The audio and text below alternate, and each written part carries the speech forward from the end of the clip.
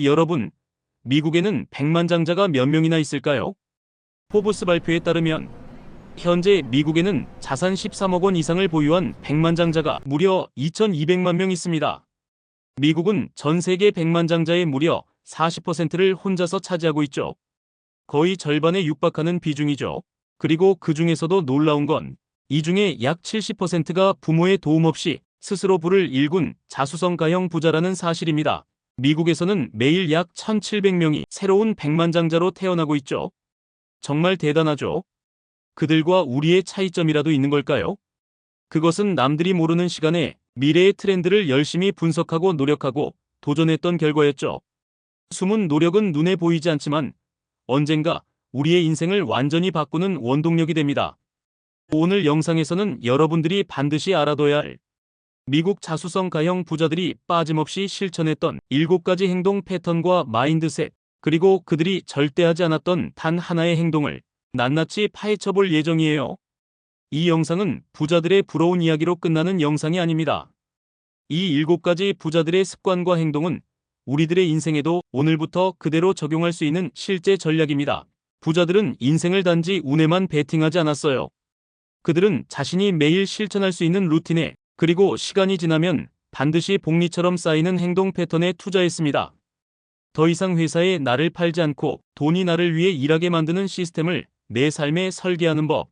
그 시작이 바로 오늘 이 영상이 되길 바랍니다. 이 채널은 여러분의 시간과 선택의 가치를 절대 낭비하지 않도록 경제, 국제 정세, 부의 흐름, 그리고 실제로 인생을 바꾸는 정보만을 간결하고 똑똑하게 전달드릴 예정입니다. 지금 구독과 좋아요 꼭 한번 눌러주시고요.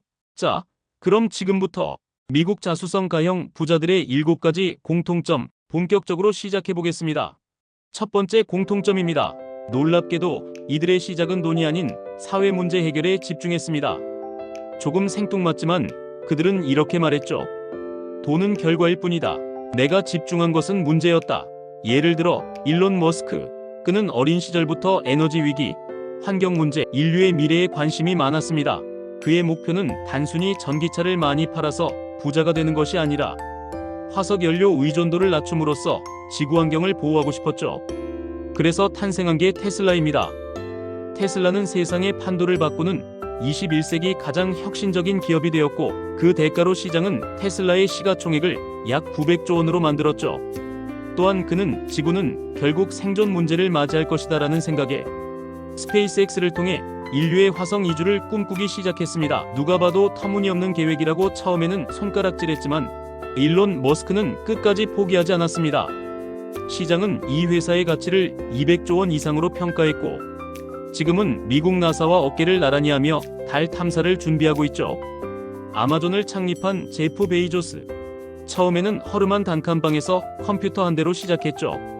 그의 목표는 명확했습니다. 지구상에서 가장 고객 중심적인 회사를 만들어보자. 고객이 원하는 걸 누구보다 신속하고 편리하게 제공하겠다는 목표를 세웠죠. 그 결과로 지금 아마존의 연매출은 650조 원. 그 엄청난 미국 GDP의 2%를 아마존이 혼자 차지하고 있어요. 이들은 처음에는 사회의 불편함을 해소하기 위해 시작했지만 세상은 그 노력을 돈으로 보상하기 시작했죠. 자, 이제 두 번째 공통점입니다. 이들은 마치 기계처럼 매일 똑같이 반복되는 하루를 루틴처럼 살아갑니다. 애플 CEO인 팀 쿡은 매일 새벽 3시 45분에 일어납니다.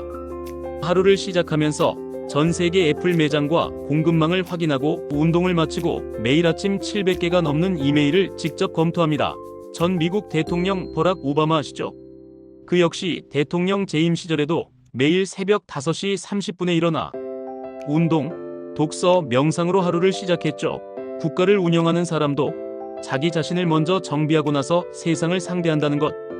그들이 우리랑 출신이 다르고 금수저로 태어나서 가능했던 걸까요? 그들이 대단한 사람이기 때문에 가능했던 거라고 생각할 수도 있지만 그들이 성공하기 전 학창 시절은 가난했고 아르바이트로 번 돈으로 맨몸으로 사업에 뛰어들었습니다. 그들이 달랐던 점은 단지 세상이 흘러가는 대로 살지 않았고, 이들은 자신의 인생을 주도적으로 설계하고 새로운 가치 창출을 만들었죠. 미국 생산성 전문가들의 분석에 따르면 하루를 15분 단위로 나눠 계획하고 움직이는 사람은 수익성과 집중력이 25% 이상 증가한다고 합니다. 여기서 중요한 건 단순한 계획표가 아니에요. 내가 오늘 이 시간에 어떤 새로운 가치를 창조하고 있는가? 15분 단위로 잘 노는 계획은 의미가 없습니다. 여러분들도 잘 아는 사람을 예로 들어볼게요. 스타벅스의 전 CEO 하워드 슐츠. 그는 뉴욕 브루클린의 빈민가에서 태어났고 아버지는 트럭 운전기사였습니다. 심하게 다쳤지만 보험도 없는 상황, 그걸 지켜본 하워드는 훗날 우리 아버지가 받지 못했던 복지를 제공하는 회사를 만들겠다며 스타벅스를 키워냈습니다. 다들 유명한 사람이기 전에 어떤 아픔과 시련을 인내와 끈기로 이겨낸 스토리는 보통 우리가 잘 모르죠. 자, 다음으로 세 번째 공통점입니다. 자수성 가형 부자들, 특히 세계 최정상에 있는 인물들은 입을 모아 말합니다. 내 성공의 절반 이상은 독서에서 나왔다.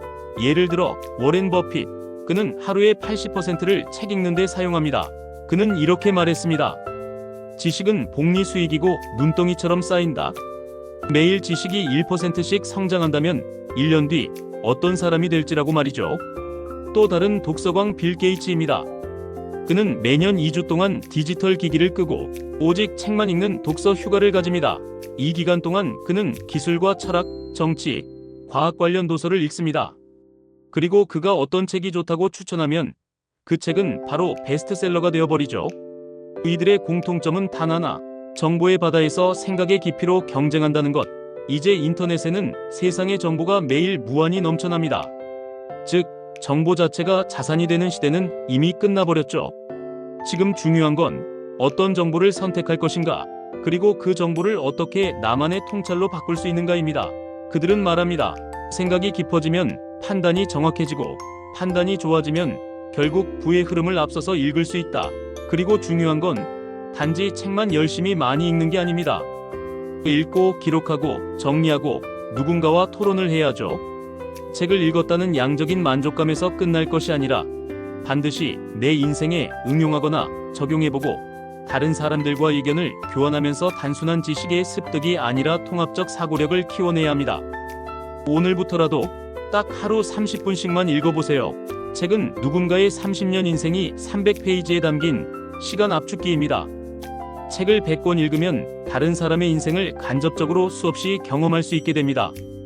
부자가 되는 가장 확실한 길은 이미 부자가 된 사람들의 생각을 머릿속에 직접 넣어서 벤치마킹하는 것.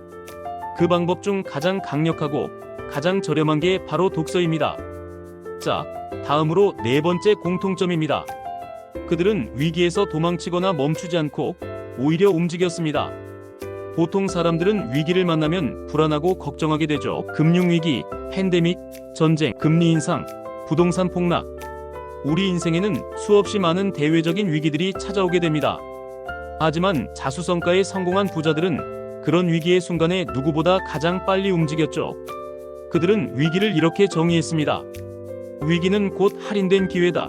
예를 들어 2008년 글로벌 금융위기, 미국 경제가 무너지고 수많은 기업들이 파산하고 있을 때, 그런데 워렌 버핏은 오히려 50억 달러를 들고 골드만삭스에 투자했죠. 당시 골드만삭스는 파산 직전까지 간 상황이었습니다. 다른 사람들이 공포에 떨 때 나는 탐욕을 부린다. 그리고 그 선택으로 버핏은 2년 만에 무려 약 30억 달러의 수익, 한화로 약 40조 원에 달하는 차익을 손에 넣습니다. 이건 위기를 기회로 바꾼 상징적인 투자 사례로 남아 있습니다. 이번엔 2020년 팬데믹, 바로 그때 움직인 기업들이 있었습니다. 줌은 오히려 위기를 기회로 삼고 전 세계의 화상회의 시장을 선점해서 거의 독점하다시피 확장했습니다. 줌의 주가는 2020년 한 해 동안 무려 5배 이상 폭등했습니다. 시가총액은 순식간에 100조 원을 넘어섰죠. 자수성가형 부자들은 바로 이런 위기 속에서 늘 끊임없이 트렌드를 분석하며 문제가 생길 만한 지점을 항상 주시합니다. 위기가 오면 즉시 움직일 수 있는 실행력과 민첩성도 갖추고 있죠. 이건 단지 투자 기술의 문제가 아니라 생각의 구조 자체가 다른 거예요. 대부분의 사람들은 본능적으로 위기 속에서 두려움을 먼저 느끼고 자신부터 보호하려고 합니다. 그러나 자수성가형 부자들은 오히려 위기를 기회로 삼아 10년치 성장을 단 1년 만에 이뤄내는 기적을 만들기도 하죠. 이 작은 차이가 평범한 사람과 부자가 되는 사람을 완전히 갈라놓습니다. 다섯 번째 공통점입니다. 단 $1라도 직접 벌어본 경험이 있다. 누군가에게 돈은 그저 은행에서 이체되는 숫자일 수도 있고, 또 누군가에겐 자신의 시간과 에너지, 땀방울이 변환된 대가일 수도 있습니다. 그리고 바로 이 감각을 미국의 자수성 가형 부자들은 어릴 때부터 몸으로 익혔다는 겁니다. 예를 들어볼까요? 제프 베이조스는 고등학교 시절 맥도날드에서 햄버거를 뒤집으며 일했습니다. 그는 그곳에서 단순 노동뿐 아니라 속도, 고객 응대, 반복 업무의 효율화를 배웠고, 그 이후 아마존 창업에 있어 핵심 키워드가 된 시스템 자동화의 개념을 그때 체화했다고 말합니다. 일론 머스크는 12살의 나이에 직접 만든 비디오 게임 코드를 잡지사에 팔아 $500를 벌기도 했죠. 그 경험은 그에게 내 아이디어가 누군가에겐 돈이 될 수 있구나라는 가치 창출의 확신을 심어줬습니다. 사실 이게 통계로도 증명돼요. 미국 자수성 가형 100만장자 중 83%는 어린 시절 스스로 돈을 벌어본 경험이 있었고, 이 중 다수가 그때의 경험이 내 인생에서 부자 마인드가 만들어진 첫 계기라고 말합니다. 이 경험이 그들에게 심어준 특별한 감각은 무엇이었을까요? 내 노력의 투자가 곧 대가라는 직선적인 피드백, 문제를 해결하면 돈이 나온다는 시장 원리, 고객은 선택권을 가진다는 사실, 그리고 돈은 기다리는 게 아니라 직접 움직여서 벌어야 한다는 것. 여기서 중요한 포인트는요, 그들이 어릴 때부터 부자처럼 살았던 게 아니라 부자처럼 생각하고 부자처럼 움직이는 법을 빨리 체득했다는 점입니다. 즉, 월급을 기다리는 삶이 아니라 가치를 만들어 돈을 끌어오는 삶을 어릴 적부터 훈련해온 거죠. 그래서 우리가 지금 이 시점에 할 수 있는 건 간단합니다. 지금이라도 작게라도 직접 가치를 만들고 돈을 벌어보는 경험을 해보는 것. 그게 유튜브 영상 하나를 만들든, 블로그를 운영하든, 전자책을 팔든, 중고물품을 거래하든, 길거리에서 직접 뭔가를 팔아보는 경험이라도 내가 수요자가 아닌 공급자로서 세상에서 돈을 직접 벌어보는 것. 이 경험은 단순한 돈 이상의 마인드셋을 바꿔주는 인생 훈련장이 될 수 있습니다. 자, 여러분, 조금만 힘내봅시다. 이제 거의 다 왔어요. 지금부터 6번째 공통점 시작합니다. 그들은 아이디어에서 실행까지의 속도가 남다릅니다. 바로 이 실행력이 이들을 부자로 끌어올린 핵심 무기입니다. 사람들은 보통 좋은 아이디어가 떠오르면 이렇게 말하죠.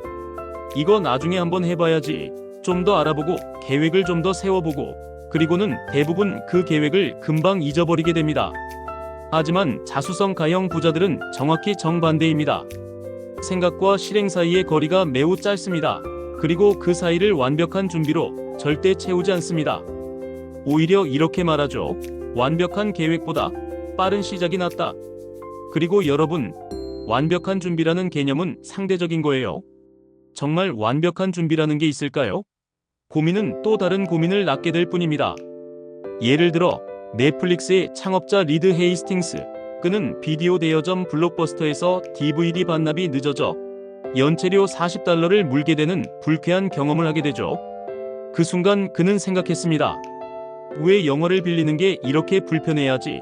그리고 불과 3개월 후 그는 동료와 함께 우편으로 DVD를 빌려주는 온라인 서비스를 시작합니다. 이게 바로 넷플릭스의 시작입니다.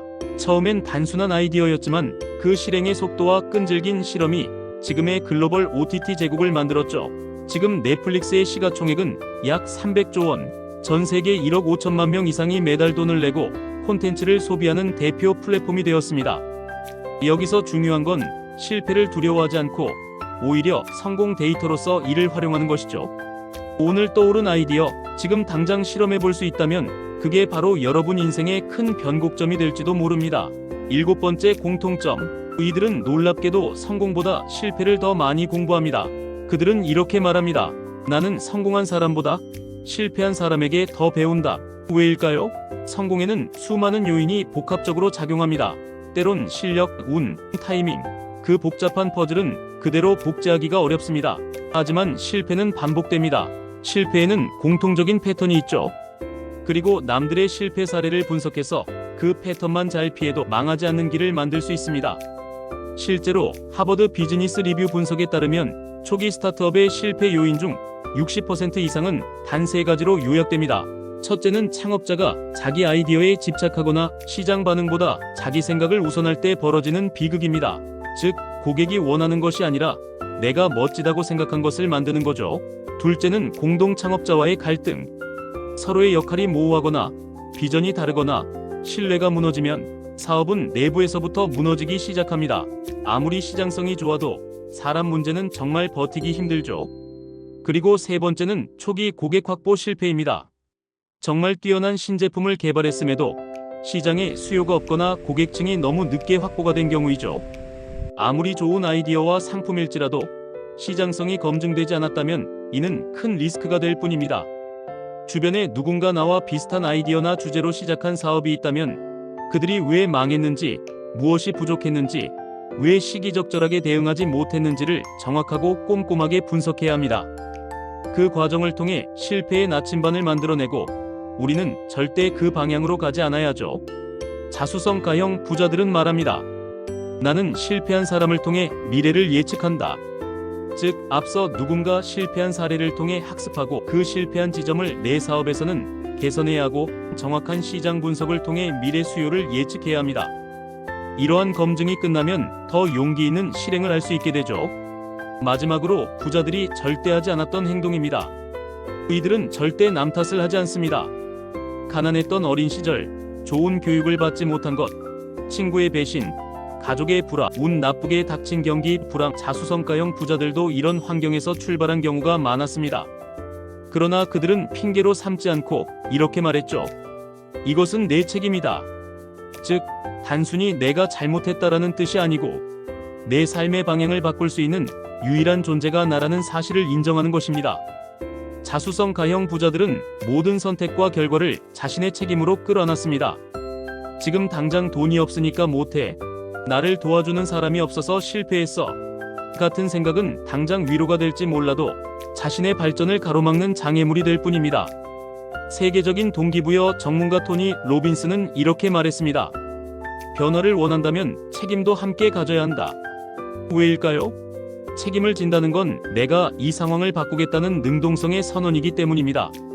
자수성가한 부자들의 시작은 우리와 크게 다르지 않았습니다.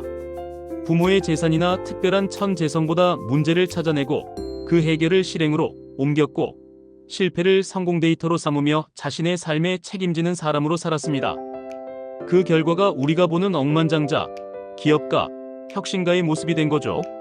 여러분이 여기까지 왔다는 건 이미 여러분 안에 성공의 씨앗이 있다는 증거입니다.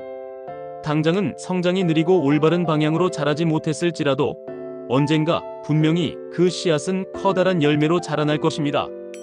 여러분의 구독과 좋아요는 이 채널이 앞으로도 유익한 영상을 준비하는데 큰 도움이 됩니다. 이 영상이 그저 하나의 컨텐츠가 아니라 여러분에게 작은 응원이자 큰 전환점이 될 수 있기를 바랍니다.